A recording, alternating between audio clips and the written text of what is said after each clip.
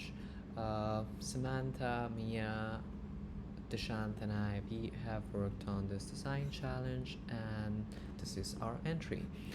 Let's get to it. So, um, firstly, for the design challenge, these are the three personas that we have created.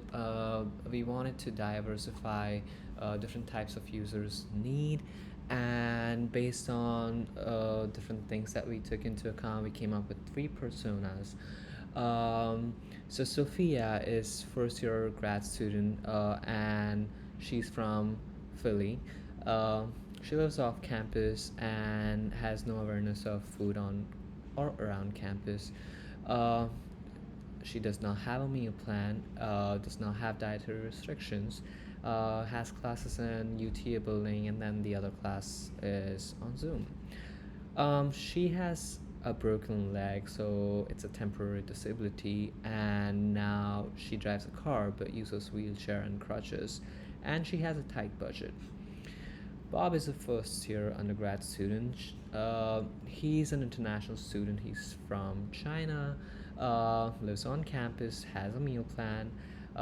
He's also vegan, and has classes on opposite side of the campus. He usually bikes to class and has disposable income and does not have any disabilities.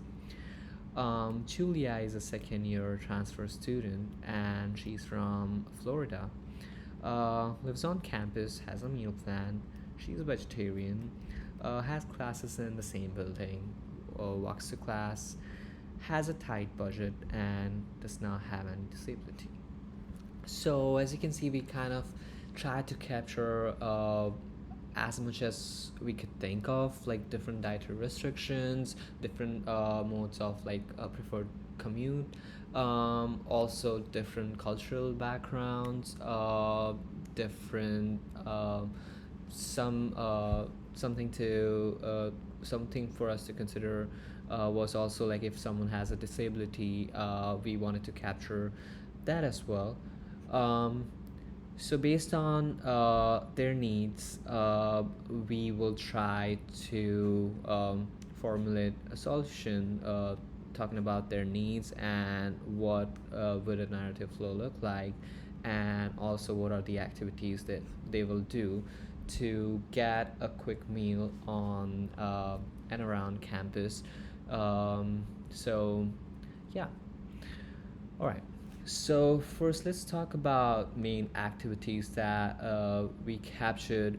Out of all, the first one was to figure out how much time they have to find food.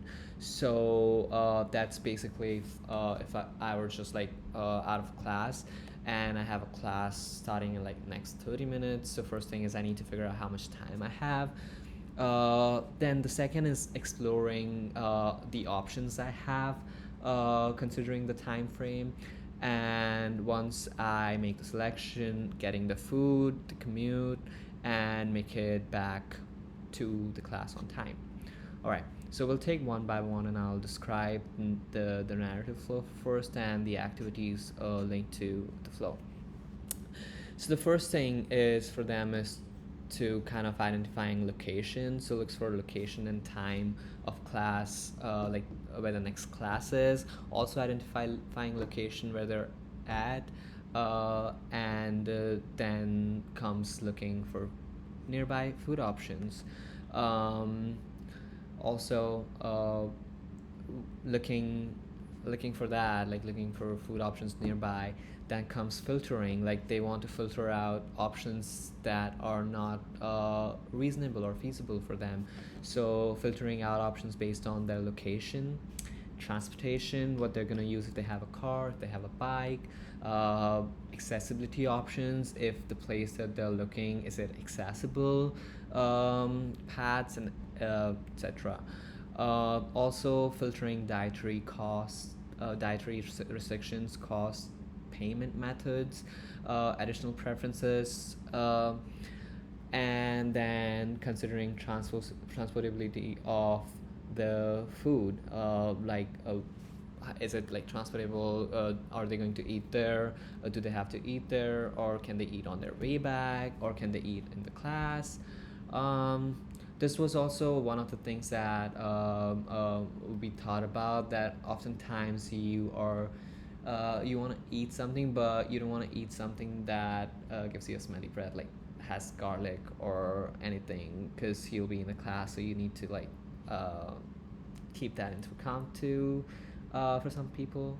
Then discovering if the restaurant selection allows online ordering. Also this is pretty linear, but all these activities, they do not have to be in a linear manner. It's just a matter of preferences. So for some people, they would just filter out that I just want to look for places that are get offering online ordering, right? So discovering if the restaurant selection allows online ordering, then getting all the details. So after they kind of select a place, uh, the app or the whatever the product is, the website would definitely give them a calculation based on like their preferences and their best options, taking everything into account, like talking about online ordering, like how the rush hour and how busy the place is. Based on those calculations, getting the details of the places, like getting 5 or 6 options on like possible options that they can make it on time. Then making a selection, and if and getting the food, that's like, if applicable, ordering ahead, going to the location, transporting, um, ordering at the place and getting it from there, or if it's a vending machine or it's a dining hall, getting it from there, or eating there, uh, to go or dining, whatever makes the most sense to them and allow like applicable on the timeline that they're on, and then making their way to the class. Okay, so what I'm gonna do is pick one item from the flow, and then we're going to talk about detailed activities that they'll be doing for that specific narrative flow item. So first is like looking for location and time. That would include activities like checking the current time, looking up class details on Canva page or their calendar, and making sure that they know the address and confirming. Um, and if the calendar and Canva sync is active, getting details on the next class and location automatically. Um, so those are the things that they will do in order to like figuring out the location. Looking for food options nearby, entering locations of the next class. Um, so we don't only want to take into account their current location and current time, but we also want to take in account the next class's location and time. So if there's something closer to that class, or kind of like figuring out the best possible way, we do want to like give them all the available options, right? So once they enter that, there'll be more options if 2 classes are like far ahead of each other, but eventually they're gonna make that commute anyway, right?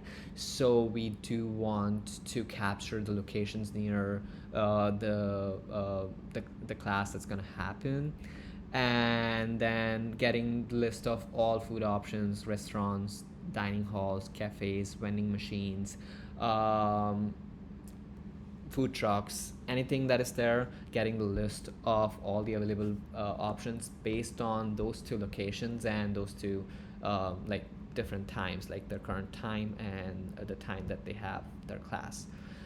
So that's basically like figuring out the location, and once they get to the options, they have all the filter options. So all the filter options, like sort based on distance from current location, sort based on distance from target location, and filter out places that have accessible dining and access options, um, getting estimated time on how busy the food places are, transportation options if you're gonna use a bus service, and you gotta figure out like what are the times of the buses, and do the bus like does the bus goes directly to the place or you'll have to walk. Then sorting based on estimated time, um, and so for all these filter options, they like I said, it's not a linear process. One thing could happen first, like if dietary restrictions are something that they're most concerned about, they could add dietary restriction filters first. So entering preferences like vegetarian, vegan, if they have food allergies, interest, cuisine, if they're an international student and they just want to eat a certain type of meal cuisine. It is not promised that they'll see all the options if they have like a lot of filters, but again, it's something that is there and they can use it in the best way possible to get the details on nearby options. Sorting based on cost of food, sources, and financial situation. So this will also include like Bevo bucks and dining dollars that a lot of students have on campus. So if you want to filter based on Bevo bucks or dining dollars, you could just add that as a preference here, so that you can stick to your budget and you don't have to like spend a lot of money on other items. If it's a strong preference, you can just select only Bevo bucks or dining dollars, and then you'll only see places that accept Bevo bucks and dining dollars, even vending machines that accept Bevo bucks, dining dollars, and other things. You can also set a budget if you have in mind that you can only spend like $5 or $7, or you can sort by the price range. Um, Considering transportability of the food, so sort options where it can be eaten in restaurant, on the way to class, or has to be eaten sitting down in class. Sometimes you don't want to like get a Chipotle bowl in a class, so it really depends though. But also making sure to capture that information if it's like a protein bar or if it's a trail mix, and that's something that you can eat in class on your way, but some things are like not appropriate to eat in class. So considering those options as well based on the timeline that you have, like hey, you can dine in there and still make it back in time. um, then selecting food based on smelliness of bread after consuming the meal, and if they have like gum or mouthwash mint available afterwards, or if there's a vending machine then they can go to and get a mouth freshener or something. um, then discovering if restaurant selection allows online ordering, that has something to do with, again, there's a filter and the options of dining in, taking out, or online ordering could be there on the entries, but this is also like if restaurant allows ordering ahead, uh, provide this option to user and reflect any changes to the estimated pickup time accordingly. So sometimes like the times are also going to change the estimated times on the preferences that they select, especially the preferences related to restaurant selection and preferences related to online ordering and a specific meal. Um, because if they're ordering online, then they save the time. Like they're on their way there and the food is being prepared, so that's the time saved. So selecting that option and also filtering out based on that option could give them a better estimation of time, and be could also be very helpful in order to see that hey, okay, let me order on Chipotle and I can just be on my way and just pick something from there, and on my way back I can eat a burrito or a taco. um, So the other after that comes the estimation, like final estimation. After getting all the details, their selection of preferences. So display transportation information, total cost, satisfied food preferences, and estimated time of arrival. Now it is estimated because sometimes if they're gonna use bus services and things, uh, the buses are not super punctual in terms of time. So we do need to communicate that they're probably like 5-10 minutes ahead or late. And then comes after evaluating all the information provided, they make a selection and choose the option that most closely matches with their preference and satisfies their wants and needs. After they've made a selection, it's time to navigate to the restaurant, and if they're ordering online, the website, and placing an order. But if they're going to pick up a food, deciding best transportation option, whether it's a bus, it's a car, it's a bike, and then choosing between those options.